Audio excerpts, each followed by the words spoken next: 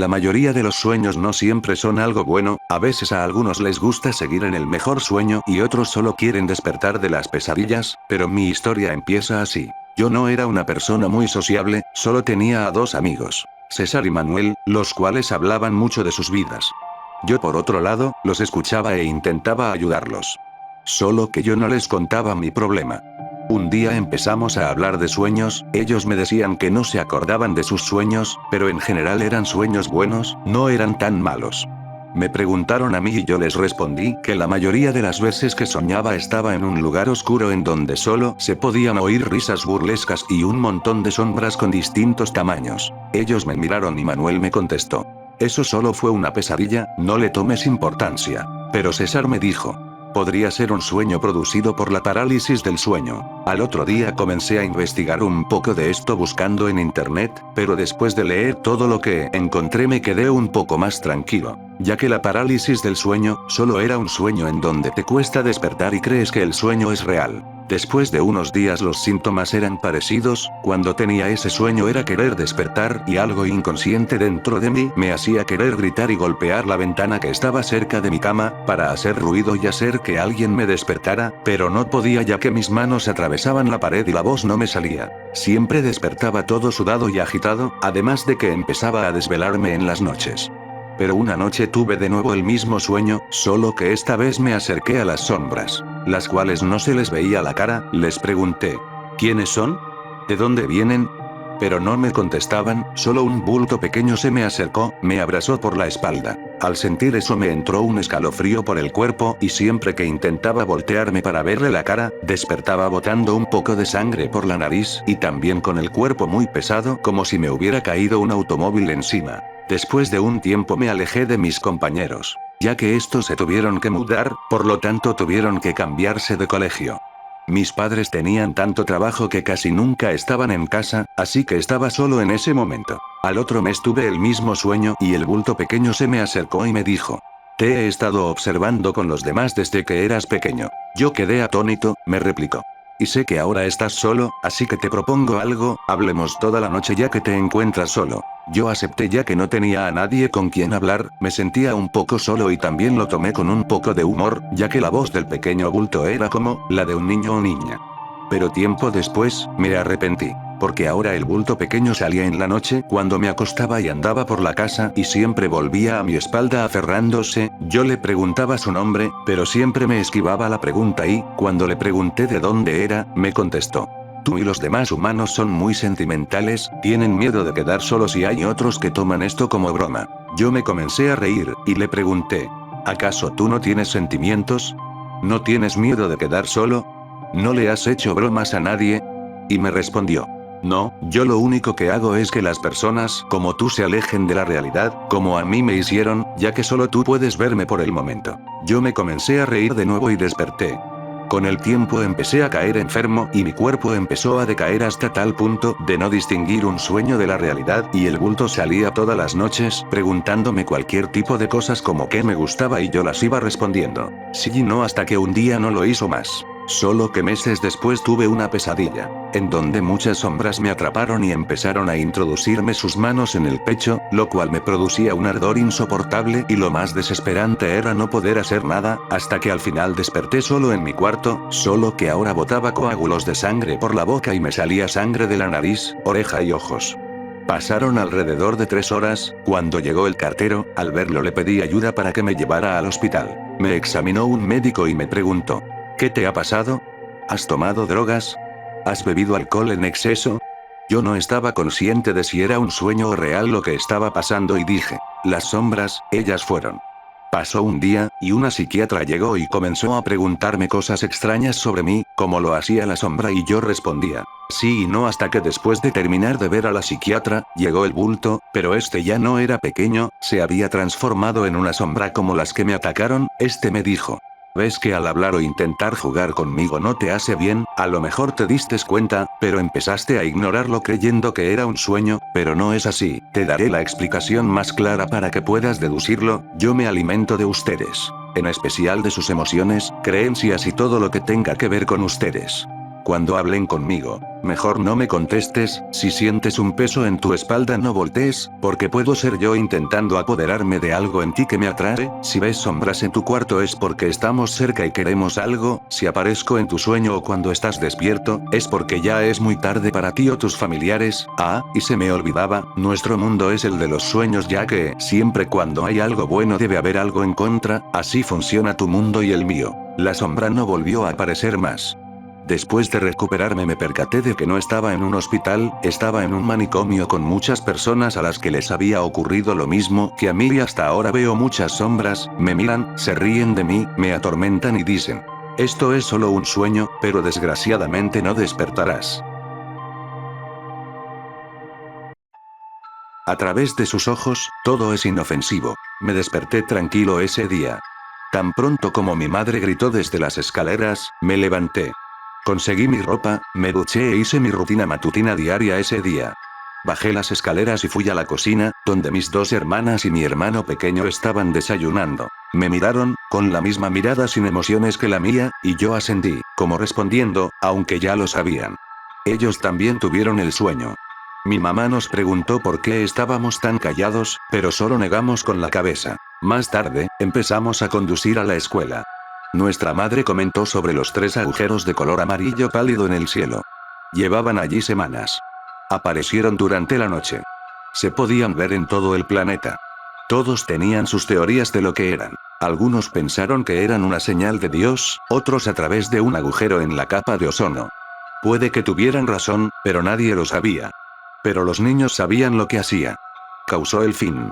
Mientras conducíamos, vimos niños y adolescentes, todos con la misma mirada sin emociones que nosotros.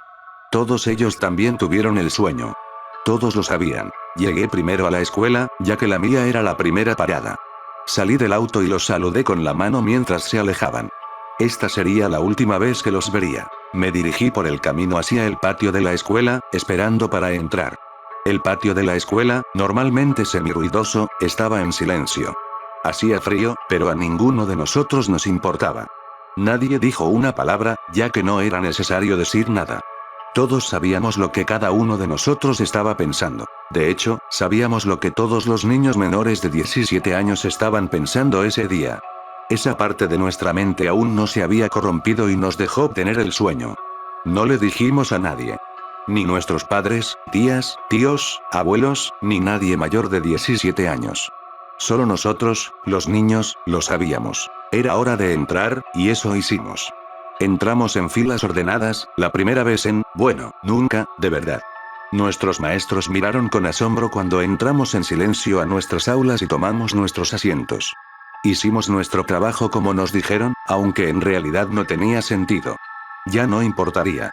Nada importaba. A las 11:45 am, todos los estudiantes se miraron entre sí. Todos asentimos en silencio y, a pesar de las protestas de nuestros maestros, salimos de la escuela al unísono y salimos al patio. Nos quedamos en silencio, mirando al cielo. Nada había cambiado todavía, pero pronto. Algunos que se preocupaban el uno por el otro se abrazaron y aquellos que se amaban, o si alguien estaba enamorado de alguien, se besaron. Para mi sorpresa, me besaron.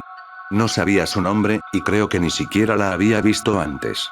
Puso una pequeña y triste sonrisa, y tomó mis dos manos. Puse la misma sonrisa, y todos miramos hacia el cielo casi al unísono. Los 3 agujeros amarillos ardían. Una luz blanca brotó del centro, y pronto, todo se volvió blanco. Se escuchaban los gritos de los adultos, pero no los de los niños. Los niños no se asustaron. Los niños lo sabían.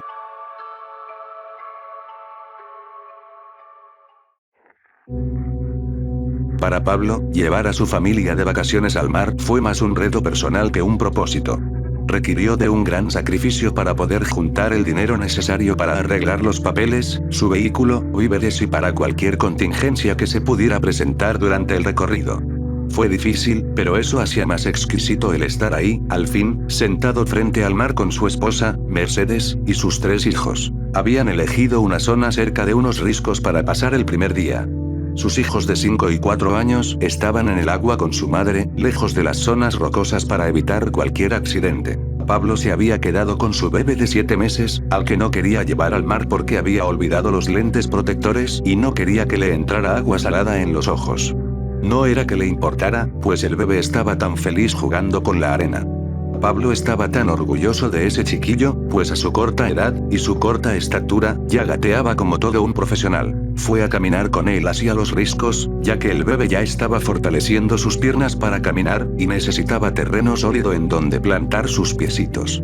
Camino por las rocas y le sujeto la manita para guiarlo, siempre cuidando que no hubiera rocas sueltas o filosas, algo que pudiera ponerlo en peligro. En ese punto, la brisa marina era reconfortante, las olas no llegaban y no había rocas peligrosas. Por lo que eligió ese pequeño espacio entre dos charcos de agua para entrenar a su bebé en el arte de caminar.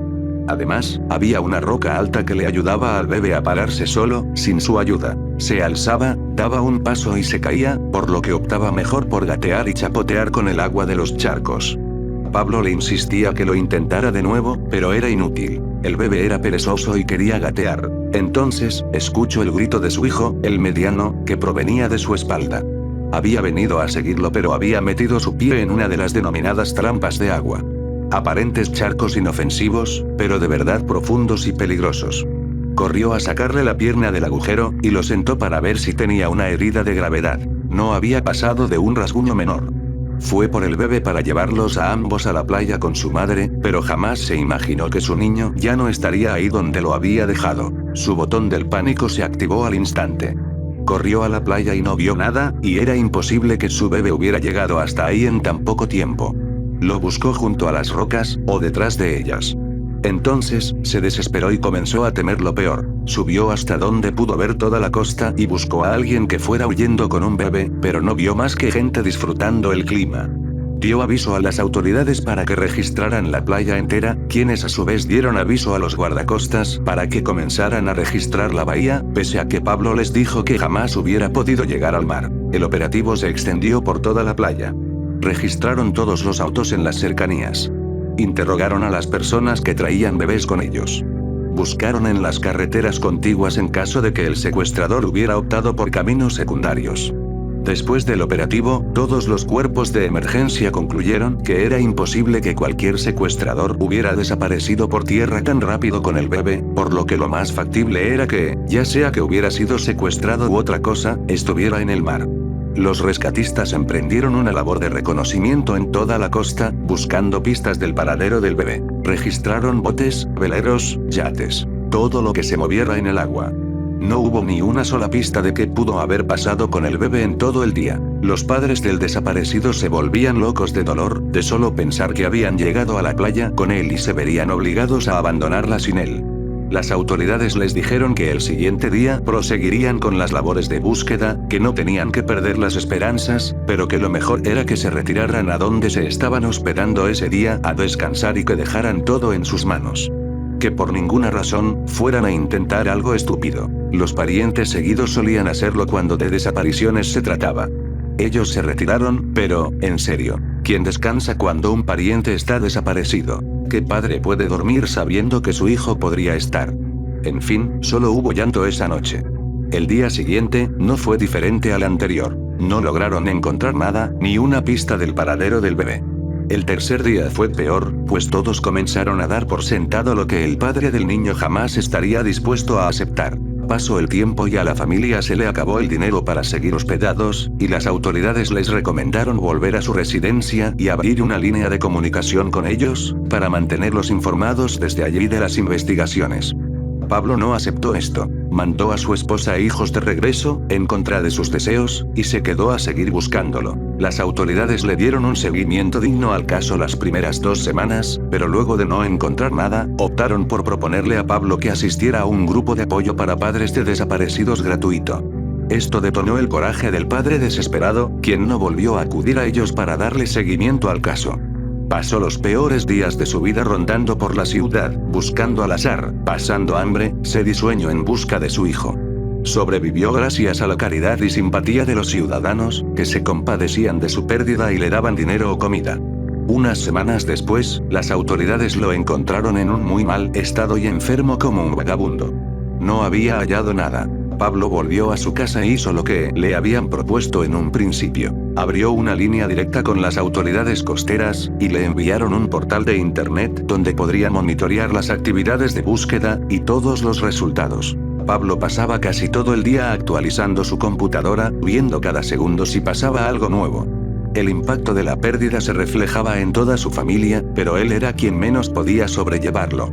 Casi no comía, no dormía, no se duchaba. Evitaba hacer cualquier cosa que lo alejara de la computadora.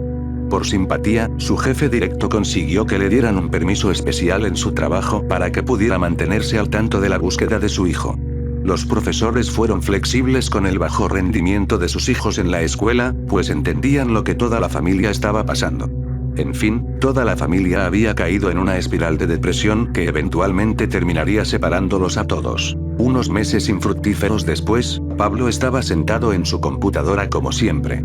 Tenía la página de internet que le habían dado abierta, pero ese día en particular sintió por vez primera que no tenía caso, que nada cambiaría en el estatus del desaparecido.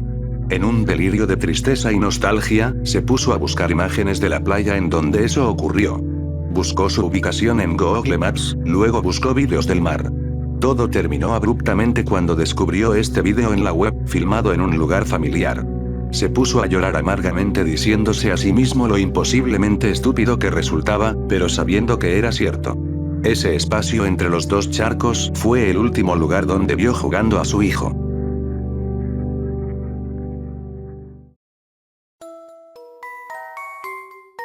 Esa noche en particular lucía más tenebrosa que de costumbre. No había indicio alguno de la aparición de la luna. A esa hora, el bosque parecía encerrar misteriosos horrores, los árboles retorcidos y sin hojas parecían tener la perfecta silueta de hombres o de demonios que vigilaban el camino en busca de alguna desafortunada alma a la que atormentar. Era una noche de pesadilla, sin duda. Aunque a todo esto Robert Beresford no le prestara mucha atención. Seguía caminando por el sendero, guiándose con una linterna. Un búho pudo verlo, y atónito abrió sus grandes ojos amarillos. Nadie conocía a Robert, por lo menos ningún humano, pero muchos de los animales nocturnos ya se habían acostumbrado a su presencia, pues no era la primera vez que aquel extraño salía a vagar en la oscuridad del bosque. No era normal ver humanos por ahí, especialmente a esas altas horas de la noche. Robert se había acostumbrado a pasear en la oscuridad porque había descubierto algo raro. Era, tal vez, la lamentable atracción que sentía por la oscuridad del bosque. Un tiempo atrás, en los primeros días de su estancia en la naturaleza, tuvo la desventura de perderse alrededor de 17 horas. Pero para cuando pudo guiarse por algunas piedras y musgos de la tierra ya era muy entrada la noche. Pudo oír el extraño ruido de pasos que venían tras él. Tomó su escopeta y se preparó para lo que viniese a su encuentro. Detrás de algunos arbustos algo caminaba en 4 patas. No pudo divisarlo muy bien, pero por el grito que daba la criatura supuso que se trataría de algún jabalí. No se oía el singular ruido de pezuñas que estos animales hacen al correr a gran velocidad, parecía más como el ruido de palmas golpeando sobre el suelo de tierra. Armado con una pequeña linterna de bolsillo y con su escopeta de calibre 12-70, vio cómo la criatura se mostraba de cuerpo entero, justo delante de Robert. Tenía la forma de un niño. Sus ojos eran muchos más grandes que los de un hombre, y parecía mirar a Robert con curiosidad. Sus manos eran iguales a las de los mandriles actuales, e incluso las delgadas piernas de la criatura terminaban en manos. El color de su piel era de un gris pálido y contrastaba con el color marrón del poco pelo que cubría parte de su cuerpo. Robert no sabía si disparar o correr. Esa escena era de lo más aterradora. La extraña criatura hizo un sonido agudo, al cual Robert entendió como muestra de sumisión. Se acercó lentamente para tocarlo. La criatura no parecía reaccionar. Cuando estuvo cerca de tocarle la frente, casi sintió que su corazón salía de su pecho por el susto. Había recibido una fuerte mordida en la mano izquierda. La criatura no lo soltaba y el pobre hombre sentía con pavor el ruido de un hueso rompiéndose. Ante tanto miedo, Robert apretó el gatillo de su escopeta y el ruido fue tal que hizo saltar al monstruo para atrás. Robert cayó de espaldas y pudo contemplar cómo sangraba su mano. Al levantar la mirada descubrió que aquella cosa había desaparecido. La curiosidad de Robert lo había mandado noche tras noche a internarse en la oscuridad. Quería volver a verlo una última vez, quizá así quedaría satisfecho. Quizá así no se sentiría tan solo. Lo busco por 3 noches siguiendo el mismo camino por el cual lo había encontrado por primera vez, pero luego busco por otros caminos. Solía volver por la mañana a su cabaña con un sentimiento de total decepción. Pero esta vez era distinto. Robert cambió su camino al descubrir sobre la tierra seca un par de pequeñas huellas de manos que iban de 4 en 4 en dirección a las cuevas. Robert seguía caminando, otra vez. Se metía por entre un par de arbustos sucios, cruzaba de vez en cuando alguna raíz que lo hacía tropezar. Ya estaba acostumbrado. No miró hacia el cielo, pero este comenzaba a cubrirse de nubes negras. Las huellas se hacían cada vez más borrosas dado que el camino que seguía era constantemente transitado por todo tipo de animales, tanto de día como de noche. Robert no sabía hace cuánto estaban esas huellas en la tierra y pensó que quizá al final de su búsqueda no encontraría nada, ni huellas que seguir. Aún así continuó. Entró a lo más hondo de lo que alguna vez se imaginó que pudo llegar a ir él solo. Se encontró con una gran pared de roca y en el centro una gran abertura. El camino de huellas entraba en aquella cueva. Fue la segunda vez que Robert tuvo miedo de noche. Una cueva siempre es el refugio de algún animal. Especialmente es el refugio temporal preferido por osos y otros depredadores. Robert nunca volvió a llevar su escopeta por miedo a asustar a la criatura. Y esa noche no era la excepción. Tenía que entrar o irse y olvidar todo aquello. Pero entró. Dentro de aquel gran agujero de piedra no había más que oscuridad y mal olor. Robert levantó la linterna para ver a unos pocos murciélagos. Su camino se hizo cada vez más oloroso, en cada paso debía esquivar los pequeños excrementos de los animales. Al llegar al fondo vio otro agujero, pero este estaba más abajo y en él tan solo cabía una persona. Se agachó para entrar en él y una vez adentro notó que tan húmedo era aquella cavidad rocosa. Cuando salió del corto túnel, al otro lado no pudo ver absolutamente nada. Alumbró el camino. La luz pasó por el suelo de piedra y alumbró lo que parecían ser algunos niños dormitando sobre el suelo. No eran más de 3 criaturas. Eran más pequeños que el que ya había visto Robert. Su tamaño era el de un niño de aproximadamente de 3 a 4 años. La piel de estos seres era gris claro y tenían algunas diminutas manchas rosas. Cuando levantó la cabeza Robert pudo apreciar que aquellos monstruos eran ciegos, como los perros cuando nacen. Robert se paró y pudo ver más atrás el esqueleto de alguna liebre. Esto quería decir que aquellas cosas eran carnívoras. Por eso, quizá, lo habría mordido la otra vez. Debía irse de allí antes de despertarlos sin hacer ningún ruido. Cuando se dio vuelta resbaló sobre algo viscoso que había en el suelo. Su cabeza golpeó contra una pared de piedra haciendo que Robert gimiese. Lanzó una pequeña maldición y se metió en el agujero. Escuchó que detrás de él algo roncaba como un jabalí. Miró para atrás sobre su hombro y vio con horror un par de ojos fosforescentes que se acercaban a él. Quiso gatear lo más rápido que pudo, pero sintió que lo sujetaban del pie. Robert tiró con mucha fuerza de su pierna y logró liberarse. Ahora tenía una bota menos y mucho pánico. Salió del otro lado y tomó su linterna para alumbrar bien su camino. Su sorpresa fue mucha cuando la criatura a la que buscaba apareció de un salto frente a él. Esta vez la criatura sonreía de una manera aterradora. Robert quiso esquivarla pero recibió un golpe del monstruo en su rostro. Pudo ver cómo se alejaba aquella mano casi humana de su cara después de haberlo rasguñado. El viejo corrió bastante asustado. Siguió corriendo pero sin alumbrar su camino, había perdido su linterna. Solo podía ver con un ojo, pero lo único que le importaba era salir de allí. El cielo hizo un gran estruendo y de momento comenzó a llover torrencialmente. Robert se encontró, arrodillado en el suelo húmedo, tratando de calmar su pánico. Intentó respirar más suavemente pero su corazón no le hacía caso. Cuando logró calmarse un poco se volvió a parar para seguir corriendo. Los truenos eran lo único que alumbraba de cuando en cuando el camino del aterrado hombre. Robert tropezó un par de veces y en una ocasión pisó alguna piedra filosa con su pie derecho que lo hizo gemir. Sin detenerse en ningún momento continuó escapando, pues quería salir de aquel oscuro infierno lo más rápido posible. Después de un tiempo llegó a encontrar su vieja cabaña. Cuando se instaló, recordó el dolor en su pie. Tenía la media cortada y llena de sangre. Fue al baño y cuando prendió la luz pudo ver su rostro abierto en 3 tajos. Se acercó al espejo para verse mejor. Su corazón le latió más fuerte que de costumbre. Su ojo izquierdo estaba partido en 2 en una línea horizontal. Las heridas en la piel estaban tan abiertas y tan limpias por el agua de lluvia que Robert pudo llegar a ver el blanco de su hueso. El tiempo pasó, sus heridas sanaron y él quedó tuerto. Robert nunca más salió de su cabaña de noche, aunque si debía hacerlo siempre salía armado. Nunca pudo olvidar aquello. Casi siempre despertaba después de alguna larga pesadilla para mirar su rostro. Si bien nunca pudo olvidarlo, tampoco dejó que eso lo traumase, e incluso una noche estaba lloviendo torrencialmente en el bosque y Robert sacó una silla para sentarse cerca de la puerta y ver el agua caer. Seguía estando solo, claro que nada más estaba solo en la seguridad de su casa. Cuando salía a cazar en las mañanas siempre descubría algún esqueleto animal. No eran los depredadores locales los que habían hecho semejante destrozo. No, claro que no. Fueron esas cosas. Cada día la cantidad de nuevos esqueletos animales aumentaba. Eso significaba que la familia de monstruos había crecido. Más bocas que alimentar. Él había salido otra vez a cazar su almuerzo. Caminó hasta el centro del bosque. Robert contempló el cielo despejado de aquel día. Pensó que quizá, si algún día las criaturas se comerían todo el bosque, al no estar satisfechos comenzarían a salir de día para saciar su apetito. Robert ya no estaría nunca más a salvo. Algún día él moriría asesinado por esas cosas. Eso le aterraba. Robert lanzó un suspiro y siguió caminando.